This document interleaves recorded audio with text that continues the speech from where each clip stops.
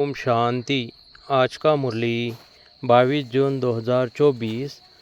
प्रातः मुरली ओम शांति। बाप दादा मधुबन।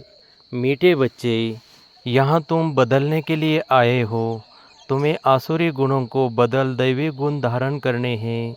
यह देवता बनने की पढ़ाई है। प्रश्न: तुम बच्चे कौन सी पढ़ाई बाप से ही पढ़ते हो? दूसरा कोई पढ़ा नहीं सकता।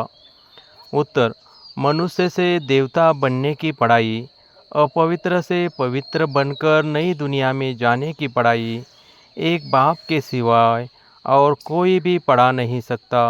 बाप ही सहज ज्ञान और राजयोग की पढ़ाई द्वारा पवित्र प्रवृत्ति मार्ग स्थापन करते हैं। ओम शांति। बाप बैठ बच्चों को समझाते हैं, वास्तव में दोनों ही बाप है, एक हद का दूसरा बेहद का। वह बाप भी है तो यह बाप भी है। बेहद का बाप आकर पढ़ाते हैं। बच्चे जानते हैं हम नई दुनिया सतयुग के लिए पढ़ रहे हैं। ऐसी पढ़ाई कहाँ मिल नहीं सकती।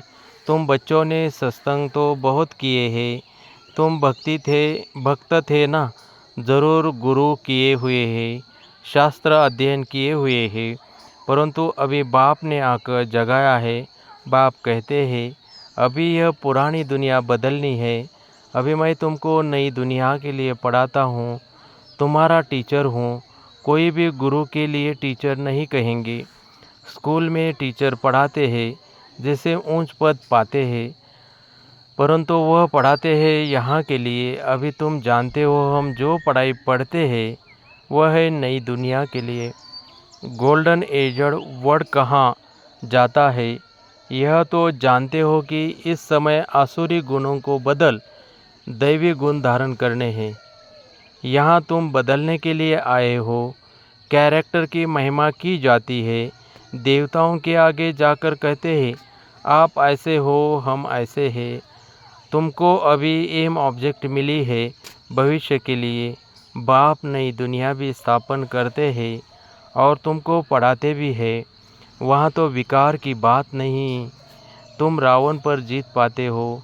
रावण राज्य में ही सब विकारी, यथा राजा रानी तथा प्रजा। अभी तो है पंचायती राज्य। उनके पहले राजा रानी का राज्य था, परंतु वह भी पतित थे।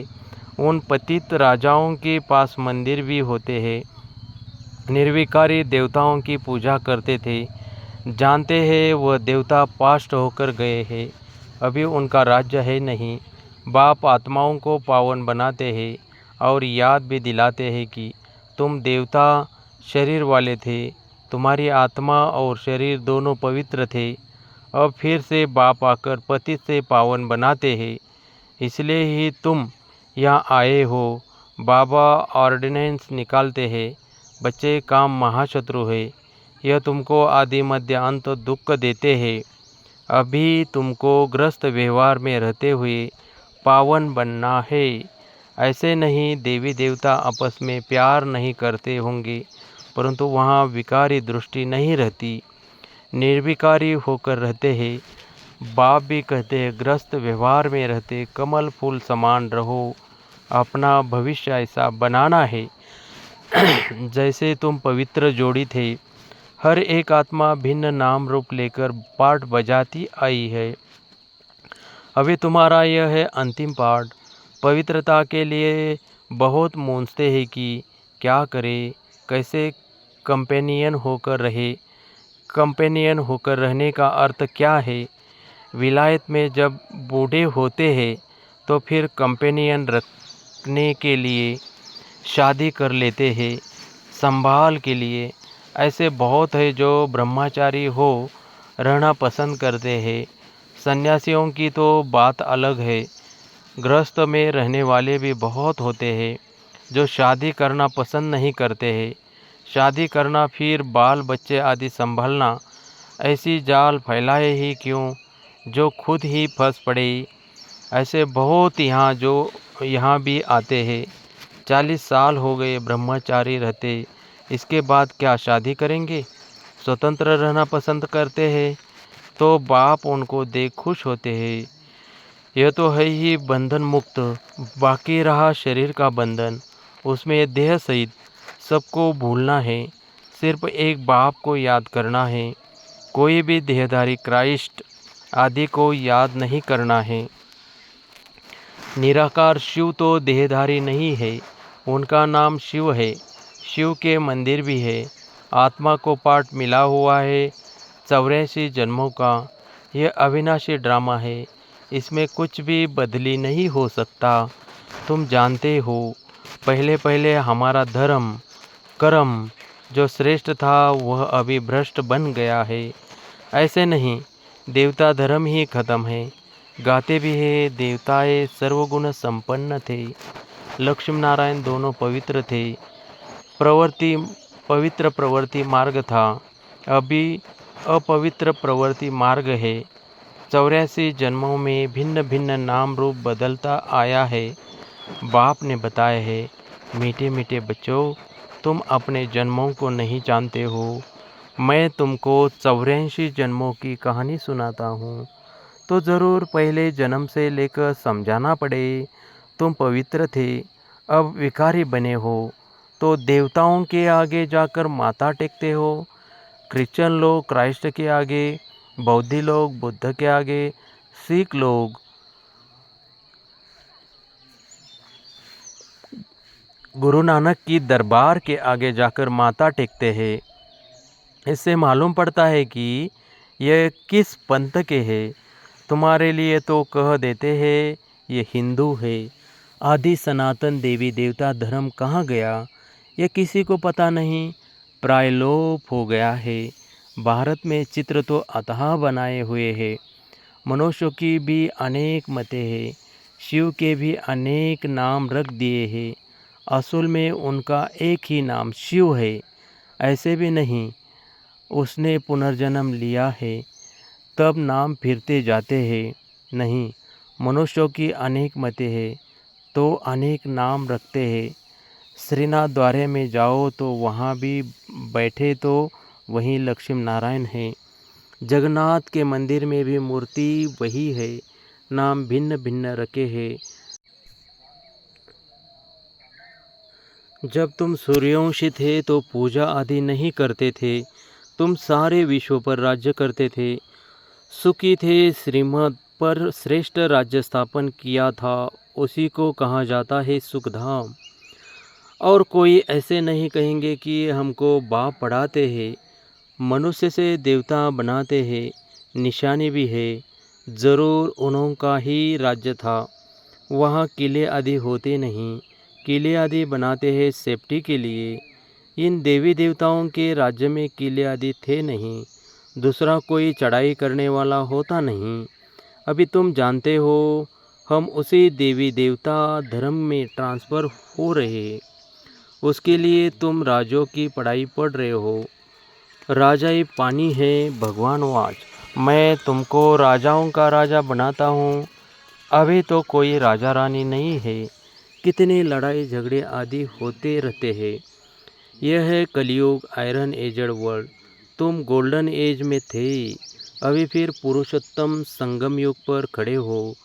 बाप तुमको पहले नंबर में ले जाने आए हैं, सबका कल्याण करते हैं। तुम जानते हो, हमारा भी कल्याण होता है। पहले पहले हम ज़रूर सतयुग में आएंगे, बाकी जो जो धर्म है वह सब शांतिधाम में चले जाएंगे। बाप कहते हैं, सबको पवित्र भी बनना है। तुम हो ही पवित्र देश के रहने वाले, जिसको निर्वाण धाम कहा जाता है। वाणी से परे सिर्फ अशरीरी आत्माएं रहती है। बाप तुमको अब वाणी से परे ले जाते हैं। ऐसा तो कोई कह न सके कि हम तुमको निर्वाण धाम शांति धाम में ले जाता हूँ। वह तो कहते हम ब्रह्मा में लीन होंगे। तुम बच्चे जानते हो, अभी यह तमोप्रधान दुनिया है, इसमें तुमको स्वाद नहीं आएगा। इसलिए नई दुनिया की स्थापना और पुरानी दुनिया का विनाश करने के लिए भगवान को यहाँ आना पड़ता है। शिव जयंती भी यहाँ मनाते हैं, तो क्या आकर करते हैं, कोई बताए। जयंती मनाते हैं तो ज़रूर आते हैं ना। रथ पर विराजमान होते हैं, उन्होंने फिर वह घोड़े गाड़ी का रथ दिखाया है। बाप बैठ बताते हैं, मैं किस रथ पर सवार होता हूँ, बच्चों को बताता हूँ। ये ज्ञान फिर प्रायलोप हो जाता है।